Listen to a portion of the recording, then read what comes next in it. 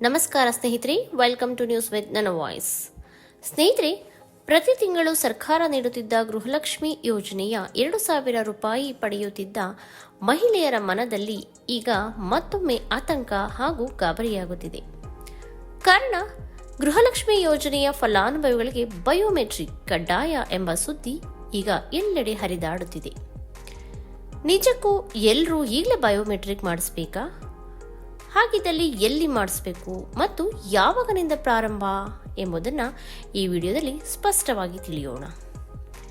ಸ್ನೇಹಿತರೆ, ನೂತನ ಮುಖ್ಯಮಂತ್ರಿಯಾಗಿ ಸ್ಥಾನ ಅಲಂಕರಿಸಿದ ಡಿ.ಕೆ. ಶಿವಕುಮಾರ್ ಅವರು ಇನ್ನು ಮುಂದೆ ಗೃಹಲಕ್ಷ್ಮಿ 2,000 ರೂಪಾಯಿ ಹಣವನ್ನು ಫಲಾನುಭವಿಗಳು ಪಡೆಯಬೇಕಾದರೆ ಬಯೋಮೆಟ್ರಿಕ್ ಕಡ್ಡಾಯವಾಗಿ ಮಾಡಿಸಬೇಕು.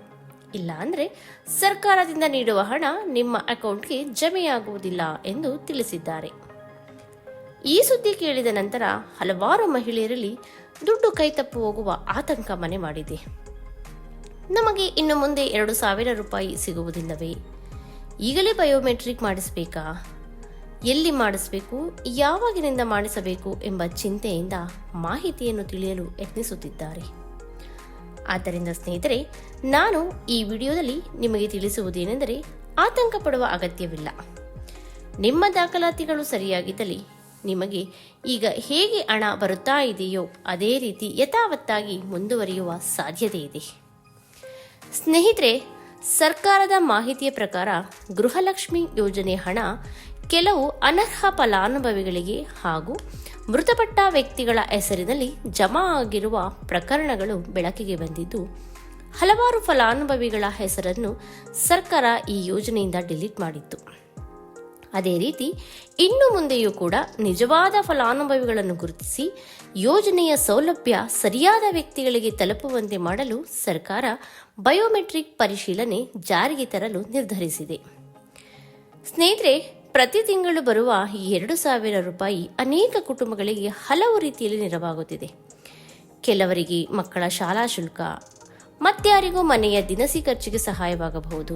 ಇನ್ನೂ ಹಲವು ಇಳಿ ವಯಸ್ಸಿನ ಮಹಿಳೆಯರಿಗೆ ಔಷಧಿ ಖರ್ಚು, ಇನ್ನೂ ಹಲವರಿಗೆ ಮನೆಯ ಸಣ್ಣ ಪುಟ್ಟ ಅಗತ್ಯಗಳನ್ನು ಪೂರೈಸುವ ಆಶಾಕಿರಣ. ಆದ್ದರಿಂದ ಈ ಸುದ್ದಿ ಕೇಳಿ ಹಲವಾರು ಮಹಿಳೆಯರಲ್ಲಿ ಸಹಜವಾಗಿಯೇ ಆತಂಕ ಮೂಡಿದೆ. ಎಲ್ಲಿ ನಮಗೆ ಬರುತ್ತಿರುವ ಹಣ ಕೈಬಿಟ್ಟು ಹೋಗುತ್ತದೆಯೋ ಎಂದು. ಸ್ನೇಹಿತರೆ, ಸರ್ಕಾರದ ಉದ್ದೇಶ ಯೋಜನೆಯನ್ನು ನಿಲ್ಲಿಸುವುದಲ್ಲ, ನಿಜವಾದ ಫಲಾನುಭವಿಗಳಿಗೆ ಯೋಜನೆ ತಲುಪುವ ಹಾಗೆ ನೋಡಿಕೊಳ್ಳುವುದು ಎಂದು ಹೇಳಲಾಗಿದೆ. ಹಾಗಾಗಿ ಸ್ನೇಹಿತರೆ, ಯಾರು ಆತಂಕಗೊಳಗಾಗಬೇಡಿ. ಇಲ್ಲೊಂದು ವಿಷಯವನ್ನು ನೀವು ಗಮನದಲ್ಲಿಡಲೇಬೇಕು ಸ್ನೇಹಿತರೆ. ಸಿಎಂ ರವರು ಗೃಹಲಕ್ಷ್ಮಿ ಯೋಜನೆಗೆ ಬಯೋಮೆಟ್ರಿಕ್ ಕಡ್ಡಾಯ ಎಂದು ಘೋಷಣೆ ಮಾಡಿದ್ದಾರೆ. ಆದರೆ ಯಾವ ದಿನದಿಂದ ಪ್ರಾರಂಭವಾಗುತ್ತದೆ, ಎಲ್ಲಿ ಮಾಡಿಸಬೇಕು ಎಂದು ಇನ್ನೂ ತಿಳಿಸಿಲ್ಲ. ಹಾಗೂ ದಾಖಲೆಗಳ ಬಗ್ಗೆ ಮಾತನಾಡಿದ್ದಾರೆ. ಫಲಾನುಭವಿಗಳ ಫೋಟೋ, ಬ್ಯಾಂಕ್ ಅಕೌಂಟ್ ಹಾಗೂ ಮೊಬೈಲ್ ನಂಬರ್ ಸ್ವತಃ ಫಲಾನುಭವಿಗಳದ್ದೇ ಆಗಿರಬೇಕು. ಅಂದರೆ ದಾಖಲಾತಿಗಳ ಬಗ್ಗೆ ಮಾತ್ರ ಸ್ವಲ್ಪ ಮಾಹಿತಿ ನೀಡಿದ್ದಾರೆ. ಗಂಡ ಅಥವಾ ಮಕ್ಕಳ ಅಕೌಂಟ್ ನಂಬರನ್ನು ಕೊಡಬಾರದು.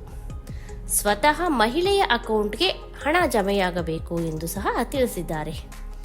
ಹಾಗಾಗಿ ಸ್ನೇಹಿತರೆ, ಎಲ್ಲಿ ಮಾಡಿಸಬೇಕು, ಯಾವ ದಿನದಿಂದ ಮಾಡಿಸಬೇಕು ಎಂಬುದರ ಬಗ್ಗೆ ಸರ್ಕಾರದಿಂದ ಇನ್ನೂ ವಿವರವಾದ ಅಧಿಕೃತ ಸೂಚನೆ ಬರಬೇಕಿದೆ. ಹಾಗಾಗಿ ಸ್ನೇಹಿತರೆ, ಯಾರದ್ದೋ ಮಾತು ಕೇಳಿ ಅನಗತ್ಯವಾಗಿ ಎಲ್ಲಿಗೂ ಹೋಗಬೇಡಿ.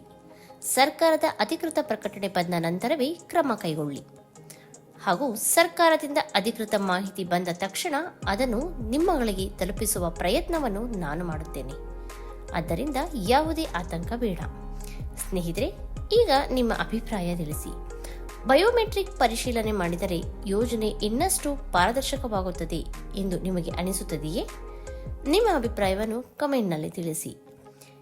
ಹಾಗೂ ಈ ಮಾಹಿತಿ ಉಪಯುಕ್ತವಾಗಿದ್ದರೆ ದಯವಿಟ್ಟು ಈ ವಿಡಿಯೋವನ್ನು ಲೈಕ್ ಮಾಡಿ ಹಾಗೂ ನ್ಯೂಸ್ ವಿತ್ ನನ್ನ ವಾಯ್ಸ್ ಚಾನಲ್ಗೆ ಸಬ್ಸ್ಕ್ರೈಬ್ ಮಾಡಿ. ಧನ್ಯವಾದಗಳು.